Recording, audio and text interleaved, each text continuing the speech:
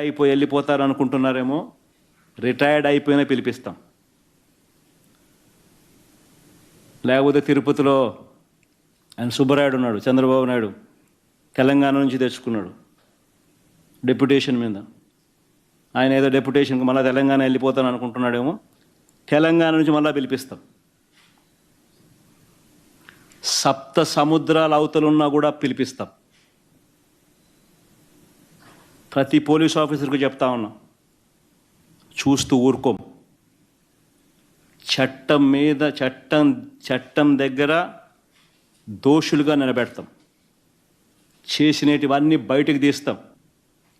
ఈ మాదిరిగా illegal detentions, court ఆర్డర్లను అధిగమించి ఇల్లీగల్గా మీరు చేసే ఈ కార్యక్రమాలు ఏవి కూడా చూస్తూ ఊరుకోం. వాళ్ళొక్కరే కాదు రెడ్ బుక్ పెట్టుకునేది. రెడ్ బుక్ పెట్టుకోవడం పెద్ద పనే కాదు.